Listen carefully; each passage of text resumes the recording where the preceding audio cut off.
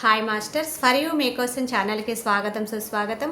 ముందుగా మన జగద్గురు అయిన బ్రహ్మర్షి పితామహ పత్రిజీ గారికి, మన గురుమాతకి నా ఆత్మ ప్రణామాలు మాస్టర్స్.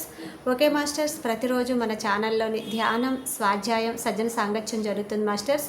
అలాగే ఈ జూమ్ సెక్షన్లో పాల్గొన్న మాస్టర్లకి, యూట్యూబ్లో చూస్తున్న మాస్టర్లకు కూడా ధన్యవాదాలు తెలుపుకుందాం. ఓకే మాస్టర్స్, ఈరోజు మన ఛానల్కి సీనియర్ పెరుగుడు మాస్టర్ గారైన ధనలక్ష్మి గారు కాకినాడ నుంచి వచ్చారు. మేడం గారిని సాదరంగా ఆహ్వానించుకుందాం. ఈరోజు మేడం చెప్పబోయే టాపిక్ సాధకులకి బుద్ధుడు చెప్పిన సూక్తులు. ఈ గొప్ప ఆత్మజ్ఞానం అందించడానికి మేడం గారికి వెల్కమ్ చెప్దాం మాస్టర్స్. నమస్తే madam, welcome madam. Thank you madam. ముందుగా మనందరికీ ఈ శ్వాస మీద ధ్యాస ధ్యానాన్ని అందించినటువంటి పత్రి గారికి, నాకు ప్రతిరోజు ఆత్మజ్ఞానాన్ని బోధిస్తూ నన్ను సరైన మార్గంలో నడిపిస్తున్నటువంటి తటవర్తి వీరరాఘవరావు గారికి, రాజ్యలక్ష్మి అమ్మ గారికి, ఈ జూమ్ క్లాస్ నిర్వహిస్తున్న మేడం గారికి, అలాగే ఆత్మ బంధువులందరికీ కూడా నమస్కారం అండి. నా పేరు ధనలక్ష్మి. ఈరోజు నేను చెప్పబోయే టాపిక్ సాధకులకు బుద్ధుడు చెప్పిన సూక్తులు. అంటే ఈ సాధనా మార్గంలోకి వచ్చిన ధ్యానం చేసే జ్ఞానులకు బుద్ధుడు కొన్ని సూక్తులు చెప్పాడు. అంటే కొన్ని నియమాలు చెప్పాడు. మరి అవన్నీ పాటించగలిగితే గనక మనం ఈ మార్గంలో ఎంతో ఎదుగుతామట. మరి అవేమిటో మనం ఈరోజు తెలుసుకుందాం. మనం జీవితంలో ఏదైనా విలువైన వస్తువు సంపాదించుకోవాలంటే చాలా కష్టపడుతూ ఉంటాం. డబ్బైనా, బంగారమైనా, ఆస్తులైనా, అలాగే మన కుటుంబ సభ్యులైనా వీళ్ళందరినీ సంపాదించుకోవడానికి మనం ఎంతో కష్టపడతాం. వాళ్ళని అంటే ఈ డబ్బుని వీటిని కాపాడుకోవడానికి కూడా మనం ఎంతో కష్టపడుతూ ఉంటాం. మరి ప్రాపంచికంగా సంపాదించుకున్నవి దాచుకోవడానికి మనం ఇంత కష్టపడితే, ఆధ్యాత్మికంగా మన జీవితంలో పురోగతికి తోడ్పడే ఈ జ్ఞానాన్ని సంపాదించుకోవడానికి మనం ఇంకా కష్టపడాలి. అంటే చూడండి, మనం ఎంతో సాధన చేస్తున్నాం. ఎంతో జ్ఞానం పొందుతూ ఉన్నాం పుస్తకాల ద్వారా, గురువుల బోధల ద్వారా. అలాగే మన చుట్టూరు ఉన్న పరిసరాలను గమనిస్తూ, ప్రకృతిని గమనిస్తూ ఎన్నో విషయాలు తెలుసుకుంటున్నాం. తెలుసుకున్నా కూడా మనం సరైన విధంగా నడుచుకోకపోతే, సరైన మాటలు మాట్లాడకపోతే, సరైన ఆలోచనలు కలిగి ఉండకపోతే, మరి మనం పొందిన శక్తినంతా కోల్పోతాం. విన్న జ్ఞానాన్ని ఆచరణలో పెట్టుకోకపోతే మనం ఎదగలేం. కనుక ఈ మార్గంలోకొచ్చాక ఒక సాధకుడు ఏ విధంగా ఉండాలి అనే విషయాలు బుద్ధుడు మనకి చెప్పడం జరిగింది. ఇప్పుడు చూడండి, మనకి కృష్ణ భగవానుడు కూడా గీతలో చెప్పాడు.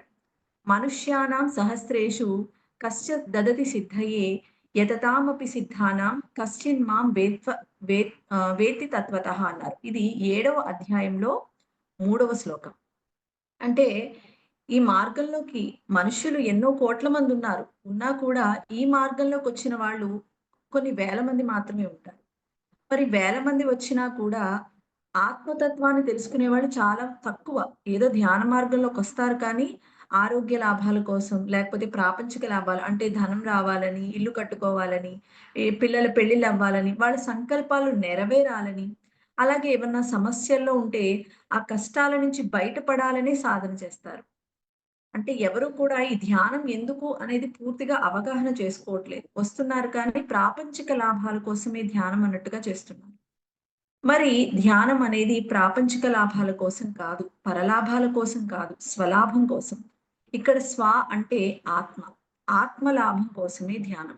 మరి ఆత్మలాభం కోసం, ఆత్మ ఉన్నతి కోసం ధ్యానం అని తెలుసుకోకుండా పరలాభాల కోసం అంటే ప్రాపంచిక లాభాల కోసం, శారీరక లాభాల కోసం ధ్యానం చేస్తున్నారంటే వీళ్ళకి ఇంకా ఆత్మతత్వం అర్థం కాలేదు.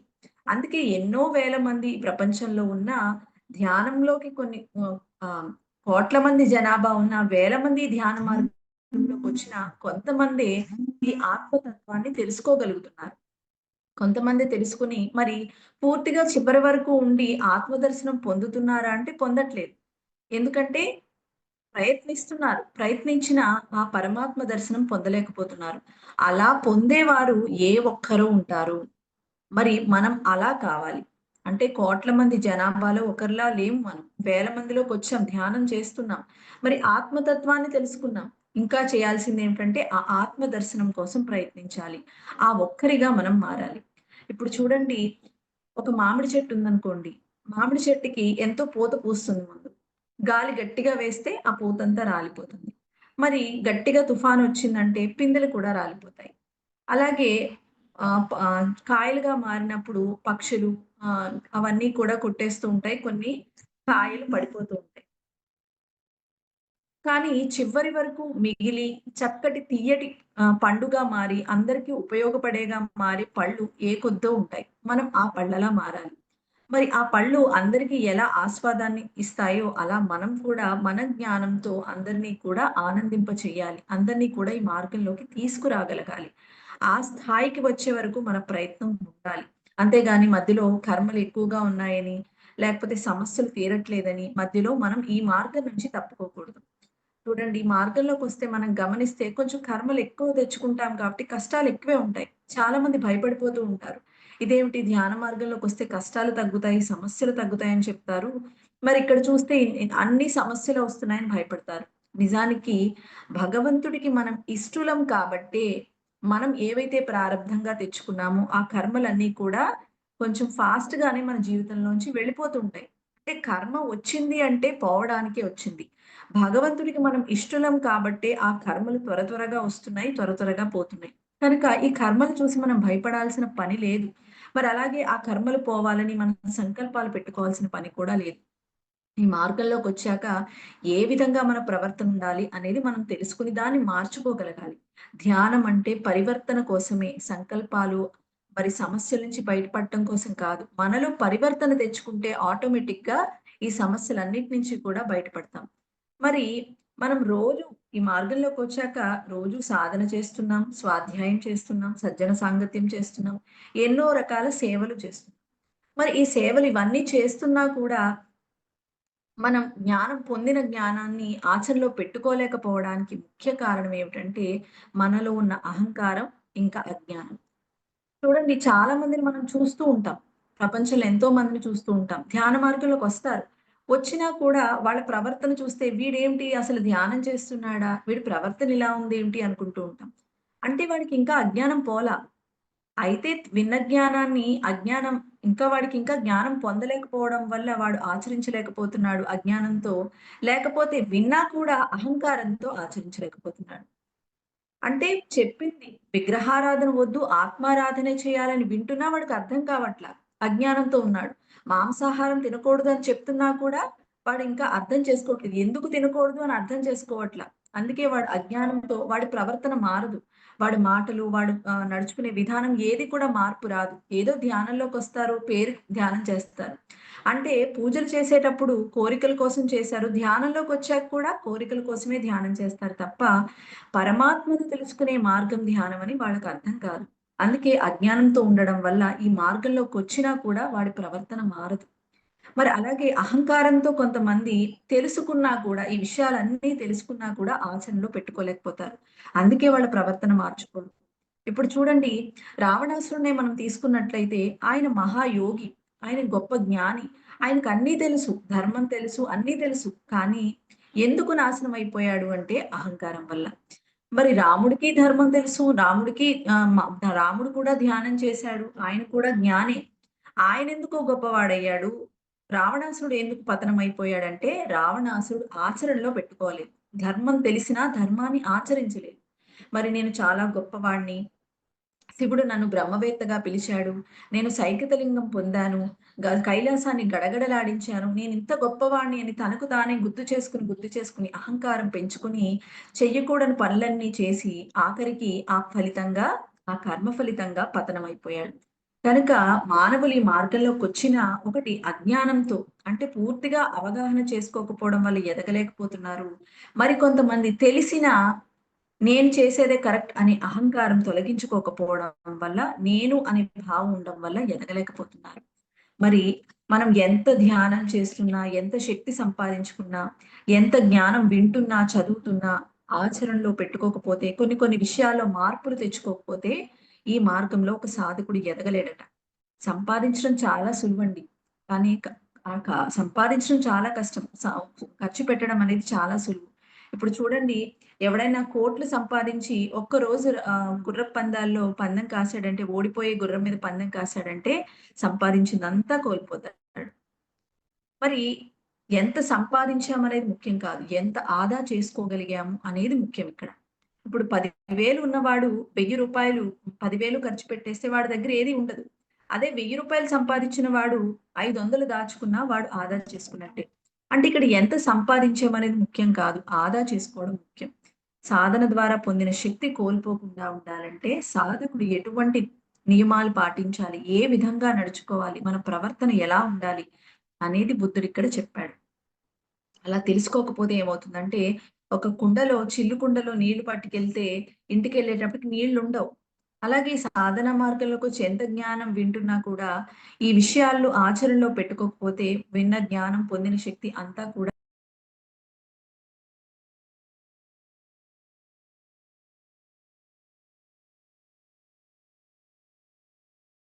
కోల్పోతూ ఉంటాం. కనుక బుద్ధుడు చెప్పిన ఈ సూక్తుల గురించి మనం ఈరోజు తెలుసుకుందాం. ఇందులో మొట్టమొదటిగా ఏం చెప్పారంటే, ఎంత తక్కువ మాట్లాడితే అంత విలువ అన్నారు. ఎంత తక్కువ మాట్లాడితే అంత విలువ. చూడండి, చాలా మంది ఎవరైనా చుట్టాలొచ్చినా, ఫ్రెండ్సొచ్చినా, ఎవరైనా కొత్త వాళ్ళొచ్చినా బడబడా మాట్లాడేస్తూ ఉంటారు. కంటిన్యూయస్‌గా మాట్లాడేస్తూ ఉంటారు. అలా మాట్లాడడంలో వాళ్ళకి తెలియకుండానే వాళ్ళ లోపాల్ని బయట పెట్టేస్తూ ఉంటారు. అంటే నేను అంత గొప్ప, ఇంత గొప్ప అని చెప్పుకోవడంలో తెలియకుండానే వాళ్ళ లోపాలు బయట పెట్టేస్తుంటారు. దానివల్ల ఎదుటి వాళ్ళు వాళ్ళకి విలువివ్వరు.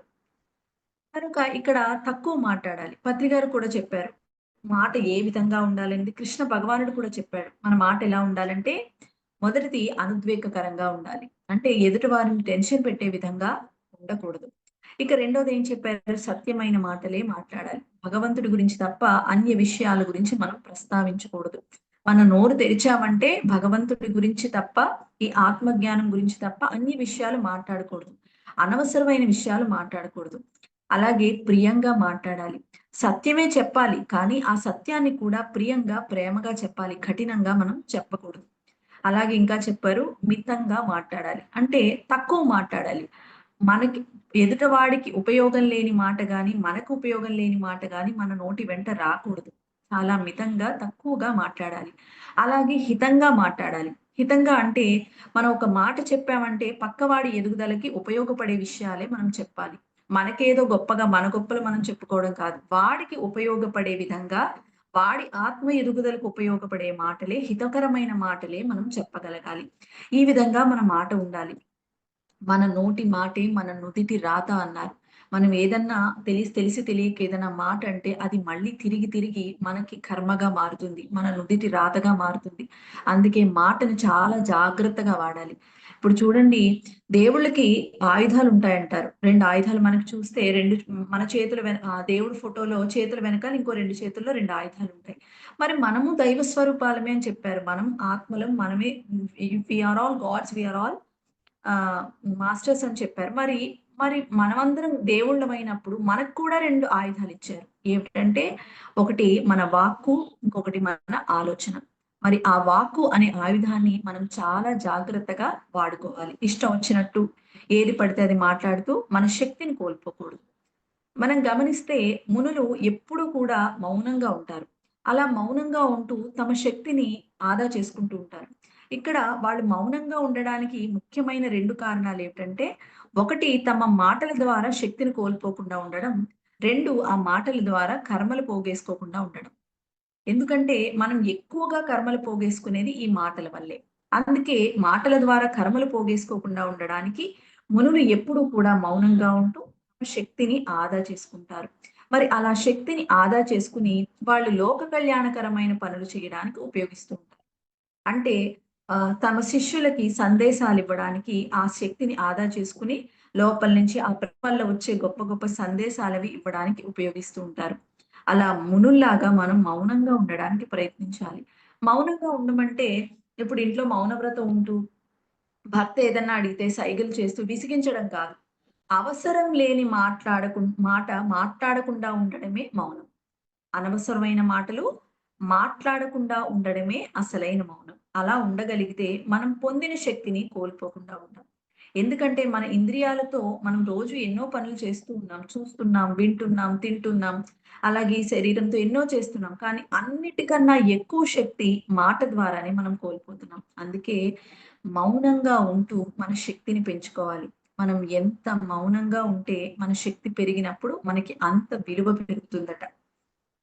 కనుక ప్రతి మాట కూడా పక్కవాడికి ఉపయోగపడిన మాట మాట్లాడకుండా, ఒక ఆయుధంలా మన మాటని ఉపయోగించాలి. అలాగే మన మాట త్రికరణ శుద్ధిగా ఉండాలి. అంటే చూడండి, మనం ఆలోచించే ఆలోచన గాని, మనం మాట్లాడే మాటలు గాని, మనం చేసే పనులు గాని ఒకే రకంగా ఉండాలి. ఒకే రకంగా ఉండాలి. ఒకటి ఆలోచించి, ఇంకొకటి మాట్లాడి, ఇంకొక పని చేస్తే మన మాటకి ఆ శక్తి ఉండదు. ఎప్పుడైతే త్రికరణ శుద్ధితో ఉంటామో, మనస, వాచ, కర్మణ ఒకే రకంగా ఉంటామో, అప్పుడు మనం ఏ మాట చెప్పినా మన ఇంట్లో ఆ మాటకి విలువిస్తారు. మన ఇంట్లోనే కాదు, సమాజంలో కూడా మన మాటకి ఆ శక్తి ఉంటుంది. మనం ఏదన్నా కూడా ఒక మంత్రంలా పనిచేస్తుంది. మనం ఏదైనా కార్యం చెయ్యాలి, లోక కళ్యాణకరమైన పని చెయ్యాలి అన్నప్పుడు మన నోట్లోంచి వచ్చే ప్రతి మాటకి ప్రతి ఒక్కరు కూడా ఆహ్, అంగీకరిస్తారు. మన మాటకి అంత విలువ పెరుగుతుంది. అందుకే ఎంత మౌనంగా ఉంటే అంత విలువ అన్నారు. మరి అలాగే మరి ఇంకా రెండోది ఏం చెప్పారంటే, ఎంత తక్కువ ప్రేమిస్తే అంత మనశ్శాంతి అన్నారు. ఎంత తక్కువ ప్రేమిస్తే అంత మనశ్శాంతట. ఇది మనందరికీ తెలిసిన విషయమే.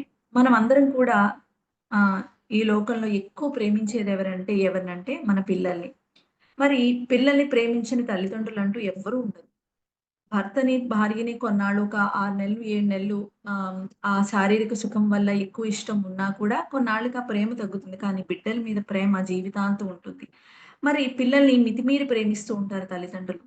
చూడండి, మన ఇంటి పక్కన వాళ్ళు ఎవరైనా చనిపోతే మనకంత బాధ కలగదు. దూరం వాళ్ళు ఎవరైనా చనిపోతే మనకంత బాధ కలగదు. ఏదో వెళ్లి పరామర్శించి వచ్చేస్తాం. అదే మన ఇంట్లో బిడ్డకి చిన్న దెబ్బ తగిలినా విలవిల్లాడిపోతాం. ఆ బిడ్డ దూరమైతే జీవితాంతం బాధపడుతూనే ఉంటాం. మరి వాళ్ళ కోసం చిన్నప్పటి నుంచి మనం కష్టపడి సంపాదించి, వండి పెట్టి, వాళ్ళకి చదువు చెప్పించి, మనం ఎన్నో త్యాగాలు చేసి, అన్నీ చేసి వాళ్ళని పెంచాక, వాళ్ళకేదైనా ఉద్యోగం వచ్చో, లేకపోతే హాస్టల్‌లో జాయిన్ అవ్వాల్సొచ్చినప్పుడు అది వాళ్ళ మంచికే. అయినా కూడా వాళ్ళని వదిలిపెట్టి ఉండలేకపోతున్నాం. ఎందుకు అంటే మితిమీరి ప్రేమించడం వల్ల. ప్రేమించడం తప్పు కాదు. కానీ మితిమీరి ప్రేమించకూడదు. అంటే మమకారం పెంచుకోకూడదు. ఆ వ్యామోహం వల్ల వాళ్ళని దూరం చేసుకున్నప్పుడు మనకెంతో దుఃఖం కలుగుతుంది. పిల్లకి పెళ్ళైతే దుఃఖం కలుగుతుంది. మరి వాళ్ళు చదువుకోవడానికి హాస్టల్‌కెళ్ళిపోతే దుఃఖం కలుగుతుంది. వాళ్ళకి అనారోగ్యం వస్తే దుఃఖం కలుగుతుంది. వాళ్ళు ఏదైనా ఉద్యోగం వచ్చి వేరే దేశాలు వెళ్ళిపోతే దుఃఖం కలుగుతుంది. ఇదంతా ఒక అందుకు వాళ్ళకి మంచే జరుగుతుందని తెలిసినా కూడా వాళ్ళని దూరంగా ఉండలేక, వాళ్ళకి దూరం అవ్వలేక మనం దుఃఖపడుతూ ఉంటాం. మరి ఇదంతా కూడా వాళ్ళని మితిమీరి ప్రేమించడం వల్ల మనం ఆ మనశ్శాంతిని కోల్పోతున్నాం. ఇప్పుడు చూడండి, మనమందరం కూడా ఒక రైలు ప్రయాణం చేస్తున్న ప్రయాణికుల్లాంటి వాళ్ళం. ఇప్పుడు ఈ బస్సయినా, రైలయినా ఎక్కినప్పుడు ఒక్కొక్కళ్ళు ఎక్కుతూ ఉంటారు, మధ్యలో దిగిపోతూ ఉంటారు. మన జీవితంలో కూడా పిల్లలొస్తూ ఉంటారు, భర్తొస్తూ ఉంటాడు, తల్లిదండ్రులు మధ్యలో వెళ్ళిపోతూ ఉంటారు. తర్వాత కొన్నాళ్ళకి మనం వెళ్ళిపోతాం. ఇలా ప్రయాణంలో ఎవరూ శాశ్వతం కాదు. ఒక చోట ఎక్కుతారు, ఒక చోట దిగిపోతారు. ఎవరు ఏ అనుభవాలు పొందాలో, ఆ అనుభవాలు పొంది ఏదో ఒక రోజు ఈ శరీరం వదలాల్సిందే. మరి ఈ అశాశ్వతమైన ఈ శరీరం కోసం, ఈ శరీరంతో పొందిన బంధాల కోసం మనం వాళ్ళ మీద మితిమీరి ప్రేమను పెంచుకొని, వాళ్ళ కోసం దుఃఖపడుతూ, మన జీవితాన్ని ఆపేసి బాధపడుతున్నామంటే దానిలో అర్థమే లేదు. మరి పత్రి గారు చూడండి, ఆయన జీవితంలో ఈ మార్గంలోకి వచ్చే ముందు వరకు ఆయనకి ప్రేమించిన భార్య ఉంది. బిడ్డలున్నారు. ఎంతో హ్యాపీగా ఉన్నారు. కానీ ఎప్పుడైతే ఈ మార్గంలోకొచ్చారో, నా జీవిత పరమార్థం ఈ లోకానికి ధ్యాన మార్గాన్ని అందించడమే, ఈ ఆత్మజ్ఞానం బోధించడమే అని ఎప్పుడైతే తెలుసుకున్నారో, తన భార్యని, బిడ్డల్ని ఆహ్, బాధ్యతగా స్వీకరించారే తప్ప ప్రేమ పెంచుకోలేదు. మరి ఆయన వాళ్ళందరినీ కూడా పక్కన పెట్టి, ఆయన లోకం కోసం ఒక్క క్షణం కూడా ఖాళీ లేకుండా ప్రపంచవ్యాప్తంగా తిరుగుతూ, ఈ ధ్యాన మార్గాన్ని అందిస్తూ, ఈరోజు ఈ లోకంలో ఇంతమంది ధ్యానులుగా మారారు అంటే, పత్రిజీ గారు ఆ రోజు చేసిన త్యాగం వల్లే అని మనం చెప్పుకోవాలి.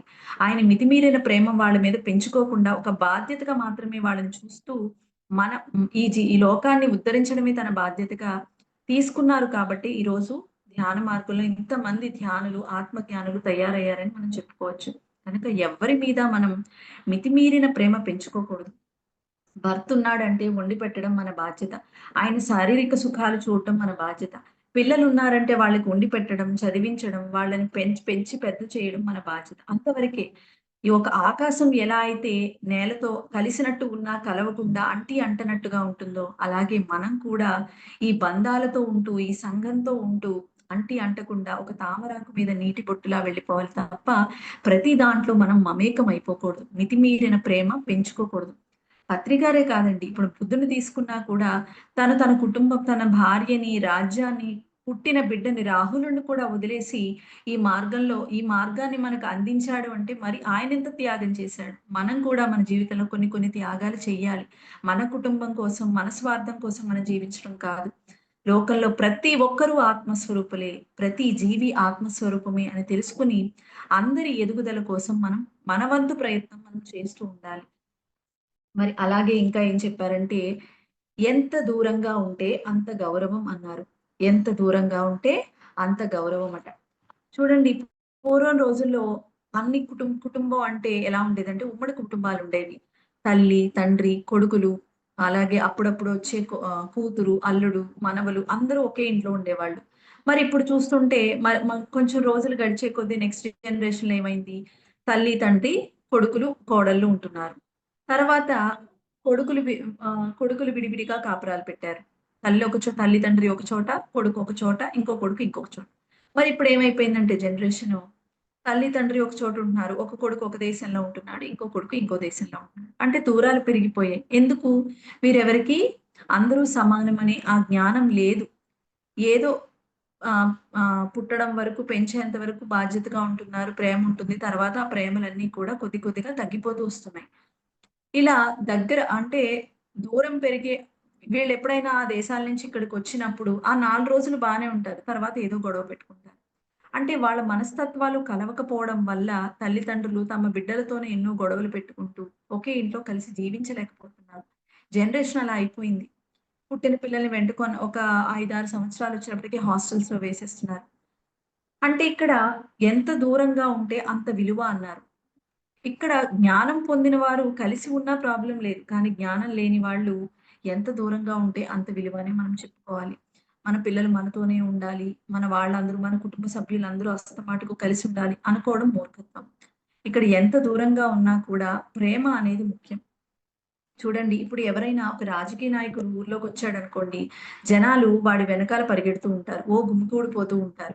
అలాగే ఒక సినిమా యాక్టర్ వచ్చాడనుకోండి, ఆమె వెనకాలో లేకపోతే వాడి వెనకాలో జనాలు పరిగెడుతూ ఉంటారు. ఇక్కడ మనం పరిగెట్టాల్సింది ప్రాపంచికంగా గొప్ప స్థాయిలో ఉన్న వాళ్ళ వెనక కాదు. అంటే రాజకీయ నాయకుల వెనక, సినిమా యాక్టర్ల వెనక కాదు. ఆత్మజ్ఞానం పొందిన ఒక జ్ఞాని పత్రి గారు గాని, లేకపోతే యోగులు గాని ఇలాంటి వాళ్ళొస్తే వాళ్ళ వెనక మనం పరిగెట్టాలి. వాళ్ళకి దగ్గరగా ఉండాలి. ఈ ప్రాపంచికమైన వాళ్ళకి దూరంగా ఉండాలి. ఇటువంటి ఆత్మజ్ఞానాలొచ్చినప్పుడు వాళ్ళ వెనక పరిగెడితే వాళ్ళు ఆరాలో ఆ శక్తి మనం పొందుతాం. వాళ్ళిచ్చిన జ్ఞానాన్ని వింటూ ఉంటే మనం జ్ఞానపరంగా ఎదుగుతూ ఉంటాం. అందుకే ఇటువంటి విషయాల వెనకాల మనం పరిగెట్టాలి తప్ప, ఇటువంటి క్లాసులున్నాయంటే పరిగెట్టాలి తప్ప, మనం మన చుట్టాలొచ్చారనో, బంధువులొచ్చారనో, ఈ మార్గంలో చేయాల్సిన పనులాపేసి వాళ్ళ వెనక పరిగెట్టకూడదు. అలాగే చూడండి, మన ఇళ్ళలో ఎన్నో ఫంక్షన్స్ జరుగుతూ ఉంటాయి. పెళ్ళిళ్ళని, మెచ్యూర్ ఫంక్షన్స్ అని, లేకపోతే ఇప్పుడు చాలా రకాలు. ఇంకా డబ్బున్నవాడైతే ప్రతి చిన్నదాన్ని సెలబ్రేట్ చేసుకుంటూ ఉంటాడు. పుట్టినరోజులని, పాకితే ఒకటి, దొర్లితే ఒకటి, నడిస్తే ఒకటి, ఇలా ప్రతిదానికి ఫంక్షన్‌లు పెట్టేసుకొని సెలబ్రేషన్ చేసుకుంటూ ఉంటారు. మరి ఇలా ప్రతిదానికి డబ్బుంది కదా అని సెలబ్రేషన్స్ చేసుకుంటుంటే, మనం మన పనులు మానేసి, ఈ ర్యాలీలు మానేసి, లేకపోతే ఇలా క్లాసులు చెప్పుకోవడం మానేసి, ఇటువంటి సేవలు మానేసి వాళ్ళ వెనక పరిగెట్టామంటే మనకి విలువ ఉండదు. మనం ఈ మార్గంలోకొచ్చామంటే ప్రతి క్షణాన్ని సమయమే దైవం అన్నారు. దైవంగా భావించాలి. ప్రతి క్షణాన్ని జ్ఞానం బోధించడానికి, మనం జ్ఞానం పెంచడానికి ఉపయోగించాలి. అటువంటి ప్రాపంచిక విషయాలకి ఎంత దూరంగా ఉంటే మనకి అంత గౌరవం దక్కుతుందండి. మీరనుకోవచ్చు మన ఇంట్లో ఫంక్షన్ ఉంది కదా! మేము వెళ్ళట్లేదు. వాళ్ళేమైనా అనుకుంటారేమో, వాళ్ళేమైనా బాధపడతారేమో అని మనం అనుకుంటాం. కానీ వాళ్ళు ఏమి అనుకోరండి. మహా అయితే ఒక్కసారి అనుకుంటారు. పలానా ఆవిడ రాలేదు. ఏదో కారణం వల్ల రాలేదనుకుంటారు తప్ప, మన గురించే మాట్లాడుకునే అంత తీరిక, అంత ఓపిక వాళ్ళకి లేదు. ఇది మనం గమనించుకోవాలి. మరి వాళ్ళేదో బాధపడతారని మనం గంటలు తయారయ్యి, ఆ ఫంక్షన్‌ల కోసం డబ్బులు వెచ్చించి చీరలు కొనుక్కొని, దానికోసం ముస్తాబులయ్యి, అక్కడికి వెళ్ళి, ఆ మాంసాహారం వండిన పాత్రలో వెజిటేరియన్ అయినా కూడా వెజిటేరియనే కదా అని తినేసి, వెల్లుల్లి కలిపిన ఆ ఫుడ్ తీసుకోవడం వల్ల 6 నెలలు మనం సంపాదించిన శక్తినంతా కూడా కోల్పోతాము అని చెప్పారు పత్రి గారు. కనుక వాళ్ళేదో అనుకుంటారు, వీళ్ళేదో అనుకుంటారని మన సమయాన్ని, మన శక్తిని మనం కోల్పోకూడదు. మనం ఇటువంటి వాటికి ఎంత దూరంగా ఉంటే అంత గౌరవం మనకు పెరుగుతుందండి. మనం ఇలా కొన్ని ఫంక్షన్‌కి వెళ్ళకుండా ఉంటే కొన్నాళ్ళకి వాళ్ళే అర్థం చేసుకుంటారు. అరే! వాళ్ళు ధ్యానం చేస్తున్నారు. ఇటువంటి ఫంక్షన్స్‌కి వాళ్ళు రారు. వాళ్ళు ఎంతో గొప్ప గొప్ప సేవలు చేస్తున్నారు. వాళ్ళు ప్రాపంచికమైన వాటికి డబ్బు ఖర్చు పెట్టరు. సమయాన్ని వృధా చెయ్యరు. వాళ్ళెంతో గొప్పవాళ్ళని ఏదో ఒక రోజు మన గొప్పతనం మనకి గౌరవిస్తారు. మన గొప్పతనం వాళ్ళు తెలుసుకుంటారు.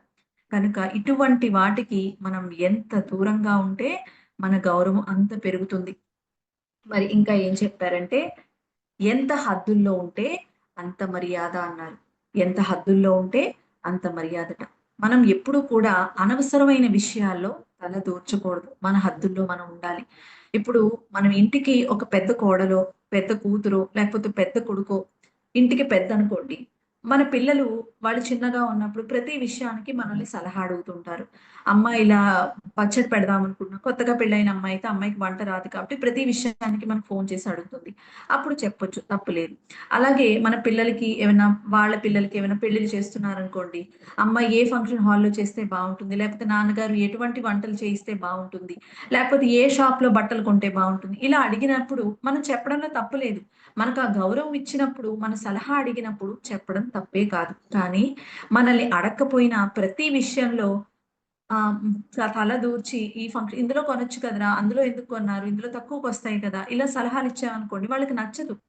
వాళ్ళు ఎదిగారు. వాళ్ళు జ్ఞానం ప్రాపంచిక జ్ఞానం వాళ్ళకి ఉంది. వాళ్ళ నిర్ణయాలు వాళ్ళు తీసుకునేగలిగే శక్తి వాళ్ళకుంది. అలాంటప్పుడు పిల్లల్ని అలా పెంచుతున్నారు, ఇలా పెంచుతున్నారు అని ప్రతి దాంట్లో మనం కలవజేసుకోకూడదు. అంటే ఎక్కువగా ఈ చాదస్తం ఎవరిలో కనపడుతుందంటే ఒక 40, 50 ఏళ్ళు దాటాక తమ పిల్లలు తమ మాటే వినాలి. వాళ్ళెక్కడ తప్పుదారిన వెళ్తారో అని చెప్పి భయమేసి తల్లిదండ్రులు ప్రతి విషయంలో తలదూరుస్తుంటారు. కానీ వాళ్ళ పిల్లలేమనుకుంటారు, మాకు తెలీదా? మాకన్ని విషయాలు తెలుసు కదా! వీళ్ళు ప్రతి విషయంలో కలవ చేసుకుంటున్నారు అని చెప్పి మనకి ఉన్న మర్యాదని మనకి ఇవ్వాల్సిన గౌరవం మనకి వాళ్ళివ్వరు. దానివల్ల మనం మర్యాదను కోల్పోతున్నాం. కనుక మూర్ఖులతో కూడా వాదించడానికి మనం ప్రయత్నించకూడదు. ఈ మార్గంలోకొస్తాం. చాలా మందితో ఈ ధ్యాన మార్గం గురించి చెప్తూ ఉంటాం. అలా చెప్తున్నప్పుడు వాళ్ళు వాదిస్తూ ఉంటారు. మరి మీరు తినలేదా? మా పెద్దలు తినలేదా? అది ఇది చెప్తుంటారు. మనం ఎన్ని రకాలుగా చెప్పడానికి ట్రై చేస్తున్నా కూడా మనతో వితండవాదం చేస్తుంటారు. మరి చెప్పడం మన బాధ్యత. 1, 2 సార్లు చెప్తాం. వినకపోతే వదిలేయాలి తప్ప, అటువంటి మూర్ఖులతో మనం వాదిస్తూ, మన హద్దులు దాటి మనం ప్రవర్తిస్తే మన మర్యాదను మనం కోల్పోతాం. కనుక ఎక్కడ ఎంతవరకు చెప్పాలో అంతవరకే చెప్పాలి. మన అవసరం ఉన్న చోట మనం మాట్లాడాలి. లేని చోట మన హద్దుల్లో మనం ఉండాలి. ఇప్పుడు చూడండి మనం అత్తగారి పొజిషన్‌లో ఉన్నామనుకోండి. మన కోడలు ఏదైనా చీర కొనుక్కొని ఒక 10,000, 5,000 పెట్టి చీర కొనుక్కొని, "అత్తయ్య గారు ఇలా చీర కొనుక్కున్నాను చూడండి" అని మనకు చూపించిందనుకోండి. మనం ఏమనాలి? "బావుందమ్మా, నీకు బాగా నప్పుతుంది" అని చక్కగా ఒక మాట చెప్పేసి ఊరుకుంటే అయిపోతుంది. కానీ కొంతమంది ఏం చేస్తారంటే, ఎందుకమ్మా ఈ ధ్యాన మార్గంలోకొచ్చిన వాళ్ళైతే డబ్బు విలువ తెలుస్తుంది కాబట్టి, వాళ్ళు ఖచ్చితంగా అంటారు. ఎందుకమ్మా అంత అంత ఖర్చు పెట్టావు? ఆ డబ్బులకి 2,000 పెట్టి చీర కొనుక్కుంటే అయిపోయేది కదా! మిగతాది ఏ సేవకో ఉపయోగించొచ్చు కదా! లేకపోతే పిల్లల చదువులకు ఉంటుంది కదా! ఎందుకలా వేస్ట్ చేసావు? అని ఒక్క మాట అందనుకోండి. ఇంకా చూడండి ఆ కోడలు. కొడుకు దగ్గరికి వెంటనే వెళ్ళిపోయి చూడండి మీ అమ్మగారు ఇలా నేను డబ్బులు ఖర్చు పెట్టానని అంటున్నారు. నిజానికి ఆవిడకి నేను చీర కొనుక్కోవడం ఇష్టం లేదు. ఆవిడ అసూయ పడుతుంది. మనం ఎదగడం ఆవిడకి ఇష్టం లేదు అని కొడుకు దగ్గర ఒక పుల్లేస్తుంది. అక్కడి నుంచి ఆ కొడుకొచ్చి అమ్మనేదో గొడవ పడతాడు. ఈ విధంగా గొడవలు మొదలవుతాయి. అంటే ఇక్కడ ఎందుకొచ్చింది గొడవ అంటే ఈవిడ హద్దుల్లో ఈవిడ ఉండకుండా అనవసరమైన విషయాల్లో తలదూర్చడం వల్ల.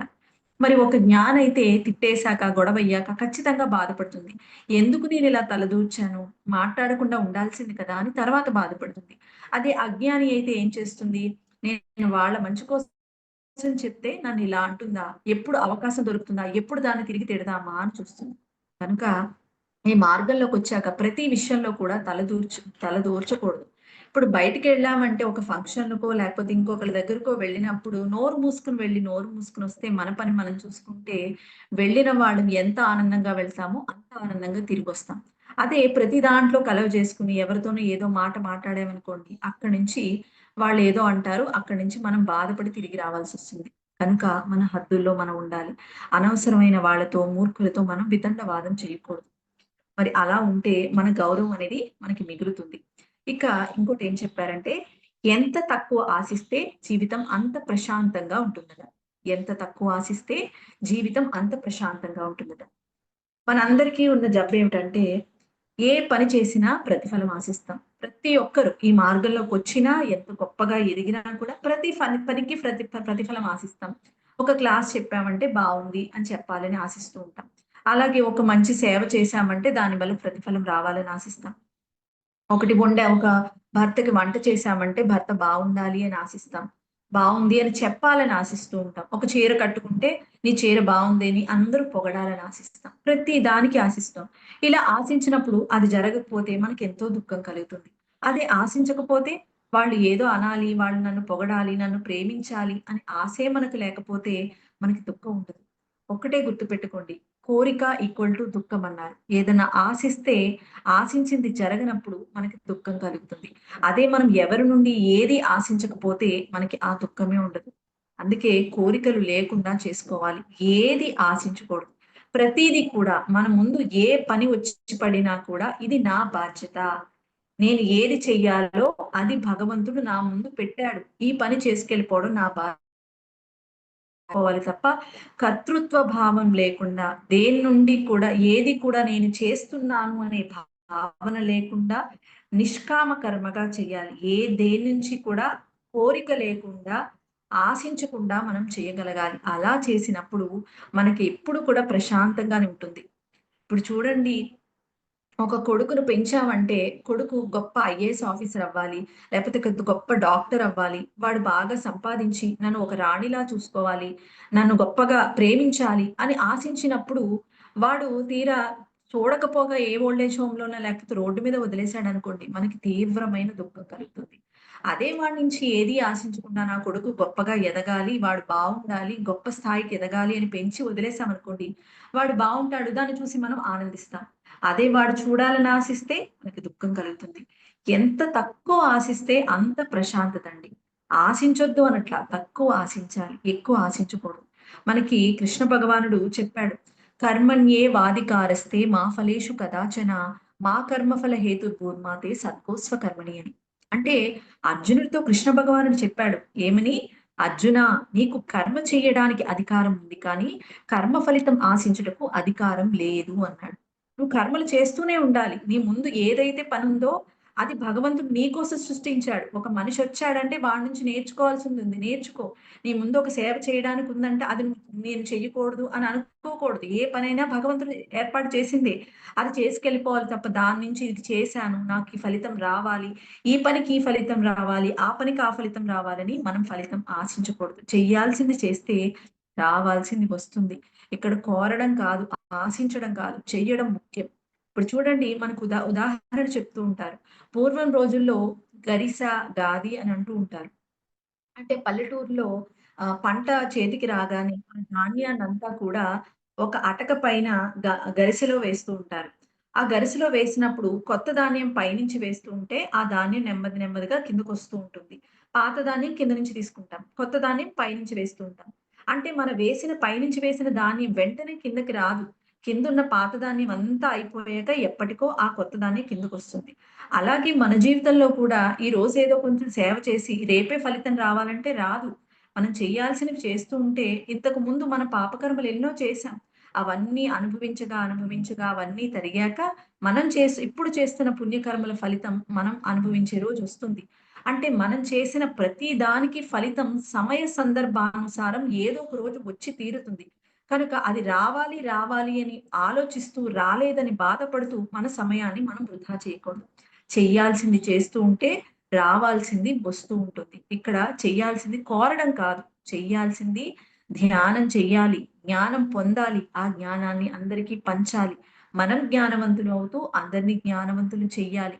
మరి ఈ మార్గంలో మనకున్న దాంట్లో ఎంతో కొంత సేవ చేస్తూ అంటే డబ్బు గాని, సమయాన్ని, శక్తిని అన్నింటినీ అందరి కోసం ఉపయోగిస్తూ ఉండాలి.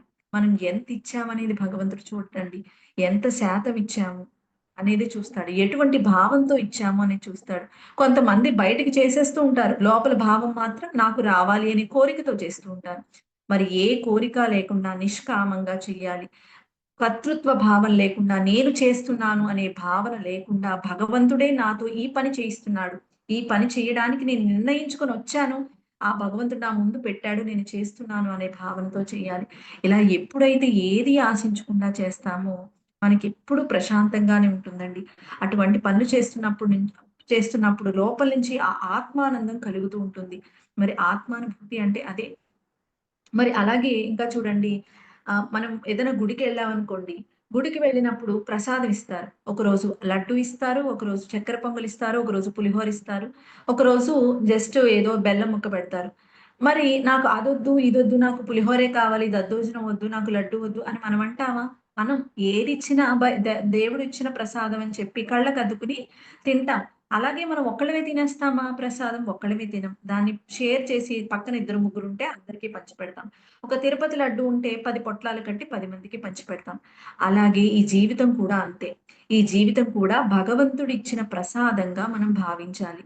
భగవంతుడు ఏదిచ్చినా కష్టమొచ్చినా, నష్టమొచ్చినా ఇది నా కర్మ ఫలమే. భగవంతుడు ఇచ్చిన ప్రసాదంగా భావించి దాన్ని ఆనందంగా స్వీకరించాలి తప్ప మనం ఎప్పుడు దేనికి కూడా బాధపడాల్సిన పని లేదు. కష్టం నా కర్మఫలం, భోగం నా కర్మఫలం, సుఖం నా కర్మఫలం అని ప్రతిదాన్ని నా కర్మఫలమే అని ఆనందంగా స్వీకరించాలి. అలాగే మనకి ఏదొచ్చినా మరి లడ్డు వచ్చిందంటే ఏం చేస్తాం? అందరికి పంచిపెడతాం. అలాగే మన జీవితంలో ఏమొచ్చినా కూడా మనకి ఎంత ప్రాప్తించిన ధనం గాని, డబ్బు ఏదొచ్చినా కూడా అది అందరితో పంచుకుంటూ తినాలి. ప్రసాదాన్ని ఎలా అయితే అందరికి షేర్ చేస్తామో, అలాగే మనకొచ్చిన జ్ఞానాన్ని కానీ, డబ్బుని కానీ, ఆహారాన్ని కానీ అందరికీ పంచి తింటూ ఉండాలి. పంచి జీవిస్తూ ఉండాలి. అలా ఎప్పుడైతే చేస్తామో పక్కవాడి నుంచి ఏది ఆశించకుండా ఉన్న దానితో తృప్తిగా జీవిస్తూ ఉంటామో, మనం ఎప్పుడు ప్రశాంతంగానే ఉంటామండి. ఇది లేదు అని పక్కవాడితో పోల్చుకున్నప్పుడే మనకి దుఃఖం కలుగుతుంది. ఏదున్నా ఇది భగవంతుడిచ్చిన ప్రసాదమే అని ఎప్పుడైతే స్వీకరించి, మనం తక్కువగా ఆశిస్తూ ఉంటామో, పక్కవాడి నుంచి ఏది ఆశించకుండా ఉంటామో, అప్పుడు ఎప్పుడూ కూడా ప్రశాంతంగా ఉంటాం. అలాగే ఇంకా ఆఖరిగా ఏం చెప్పారంటే, ఎంత నిగ్రహంతో ఉంటే నీకు అంత అగ్రస్థానం అన్నారు. ఎంత నిగ్రహంతో ఉంటే నీకు అంత అగ్రస్థానం అన్నారు. చూడండి, మన జీవితంలో కళ్ళతో ఎన్నో చూస్తూ ఉంటాం. చెవులతో ఎన్నో వింటూ ఉంటాం. నాలుకతో ఎన్నో రుచులు చూస్తూ ఉంటాం. ముక్కుతో మంచి వాసనలు పీలుస్తూ ఉంటాం. అలాగే ఈ చర్మంతో ఎన్నో సుఖాలు అనుభవిస్తూ ఉంటాం. కానీ ఇవి ఇచ్చింది ఎందుకు అంటే, ఆ భగవంతుడి సృష్టిలోనివి చూడటానికి, వినటానికి, తినటానికి, రుచి చూడటానికి, ఆస్వాదించడానికి. అది కొంతవరకు లిమిటెడ్ వరకు ఉండాలి. కానీ అది మితిమీరి ఉండకూడదు. మరి దానికోసం చూసిందల్లా కావాలని, విన్నదల్లా అక్కడికి వెళ్ళిపోవాలని, మరి నోటికి రుచిగా ఉందని చెప్పి, మరి మాంసాహారం తినాలని, సుఖంగా ఉండాలని చెప్పి భార్యని కాకుండా వేరే వాళ్ళతో సంభోగించాలని, లేకపోతే ఇంకా నేను ఏసీలో ఉండాలి, పెద్ద పెద్ద మేడలో ఉండాలి, నేను గొప్ప గొప్ప బట్టలు మంచి మంచి పట్టు వస్త్రాలు ధరించాలని చెప్పి, ఇలా శారీరక సుఖాల కోసం అడ్డదారులు తొక్కి, సంపాదించడం కోసం అధర్మంగా, అవినీతితో ప్రవర్తిస్తూ, ఇలా లంచాలు తీసుకొని పెంచుకుంటూ ఉంటే మనల్ని మనం నిగ్రహించుకోకుండా మితిమీరిన కోరికలతో ఉంటే ఏమవుతుంది? దాని ఫలితంగా కష్టాలొస్తాయి, రోగాలొస్తాయి, సమస్యలొస్తాయి. వీటన్నిటికి కారణం మనల్ని మనం నిగ్రహించుకోకపోవడమే. మనం ఎప్పుడు కూడా మన ఇంద్రియాలని నిగ్రహించుకోగలగాలి. చూడాలి అంటే చూడాలి. చూడకూడదు అంటే చూడకూడదు. వినకూడదు అంటే వినకూడదు. ఇటువంటి మాటలు మాట్లాడకూడదంటే మాట్లాడకూడదు. అటువంటి ఆలోచన చేయకూడదు అంటే చేయకూడదు. మనం ఎలా అంటే అలా మనం మన మ మన మన మనసు మన మాట వినాలి తప్ప, మనం మనసు ఆధీనంలోకి వెళ్ళిపోకూడదు. మనసునెప్పుడు కూడా మనం నిగ్రహించుకోగలగాలి. మనసును బట్టే మన ఇంద్రియాలు పనిచేస్తాయి కాబట్టి, మన మనసుని ఎప్పుడు కూడా మనం నిగ్రహించుకోగలగాలి. ఏది ఎంతవరకు అవసరమో మనకు తెలిసి ఉండాలి. శంకరాచార్యుల వారు సాధన చతుష్టయంలో సాధకుడికి నిత్య, అనిత్య వస్తు వివేకం ఉండాలి అని చెప్పారు. నిత్య, అనిత్య వస్తు వివేకం జ్ఞానం ఉండాలి అని చెప్పారు. ఏది నిత్యమైనది అంటే ఎప్పుడు ఉండేది, శాశ్వతమైనది. ఏది అనిత్యమైనది అంటే శాశ్వతం కానిది, మారుతూ, మార్పు చెందుతూ నశించిపోయేది అనే విషయం మనకు తెలిసుండాలి. మరి ఏది నిత్యమైనది అంటే భగవంతుడు ఒక్కటే సత్యం.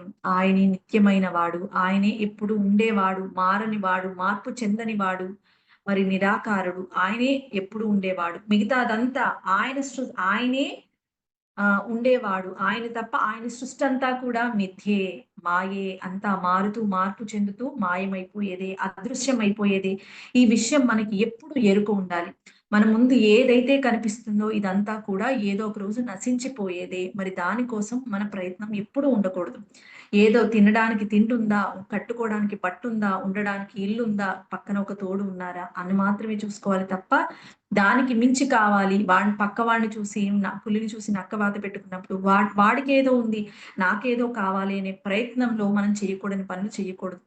ఎప్పుడు కూడా ఆత్మే సత్యం. ఆత్మే ఎప్పుడు ఉంటుంది. ఆయన కోసమే మన ప్రయత్నం అన్నట్టుగా మనం జీవించాలి. మరి మన కూడా వచ్చేవేమిటో మనం తెలుసుకోవాలి. ఒక ఆత్మైన మన కూడా వచ్చేది మనం పొందిన జ్ఞానమే. ఆ జ్ఞానం పెంచుకోవడానికి మనం ఎంతైనా ఖర్చు పెట్టాలి. ఎంత సమయాన్నన్నా వెచ్చించొచ్చు. మరి అటువంటి ఆత్మ ఈ మార్గంలో ఎదగడానికి, ఈ జ్ఞానం బోధించడానికి మనం ఎంత దూరమైనా వెళ్ళొచ్చు.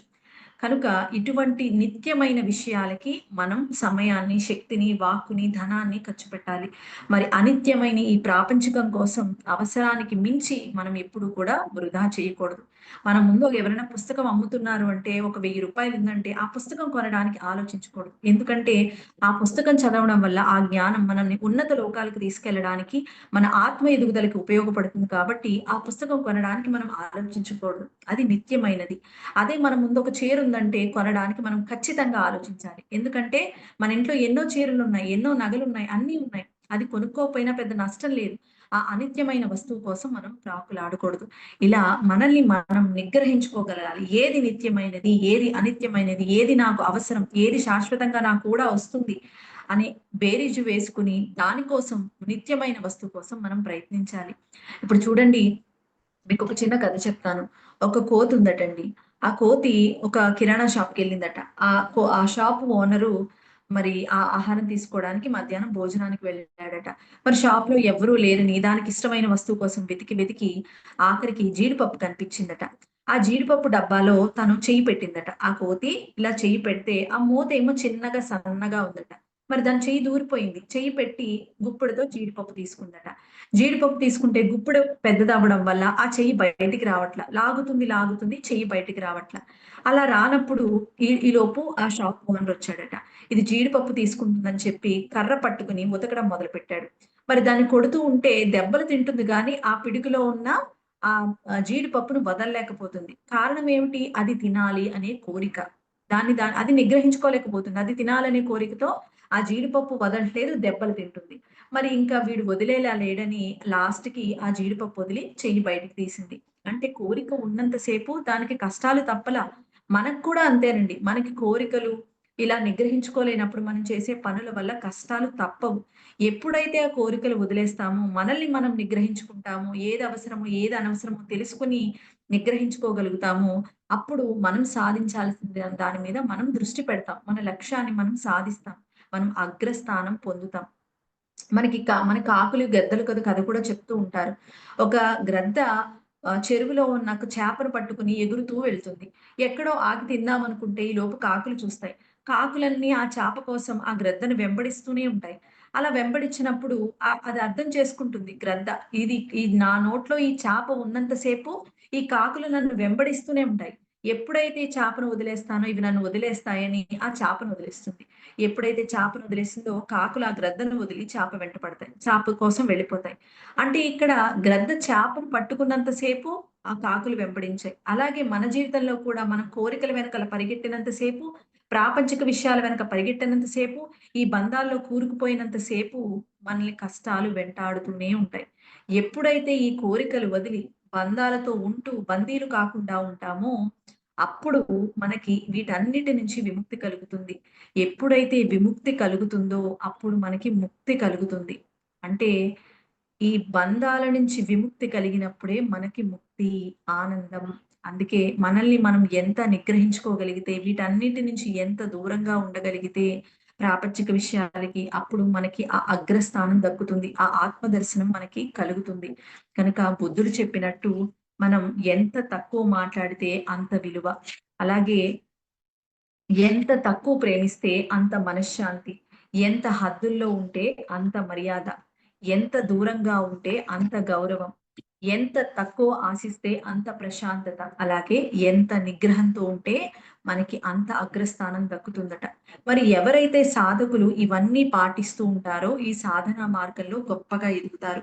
మరి ఇలాంటివి పాటించకపోవడం వల్ల పొందిన శక్తిని, జ్ఞానాన్ని ఆచరణలో పెట్టుకోకపోవడం వల్ల శక్తిని కోల్పోతారు. జ్ఞానాన్ని ఆచరణలో పెట్టుకోకపోవడం వల్ల ఎన్ని సంవత్సరాలైనా ఈ మార్గంలో ఎదగలేకపోతారు. విన్న ప్రతీదీ, గురువు చెప్పిన ప్రతీదీ ఆచరణలో పెట్టుకోగలిగితేనే మనం సరైన ధ్యానం చేస్తున్నట్టు, ఈ మార్గంలో ఎదుగుతున్నట్టు. ఇంకా ఇవన్నీ మనం పాటిద్దాం. సాధకులుగా ఈ మార్గంలోకొచ్చాం. మరి ఆఖరి వరకు ఉండి, మరి పరమాత్మ చెప్పినట్టు ఏ ఒక్కడో ఆత్మతత్వాన్ని తెలుసుకుంటాడు అన్నారు. ఆ ఒక్కరు మనం అవ్వడానికి ప్రయత్నిద్దాం. మరి నాకు ఇటువంటి అవకాశం ఇచ్చిన మీ అందరికీ కూడా థ్యాంక్ యూ అండి. Thank you so much. Thank you madam, thank you so much madam. For you మీకోసం మన ఛానల్కి వచ్చి ఎంతో గొప్ప ఆత్మజ్ఞానం అందించిన మాస్టర్లందరికీ, ధనలక్ష్మి గారికి, అనురాధ మేడం గారికి ధన్యవాదాలు తెలుపుకుందాం మాస్టర్స్. Thank you masters.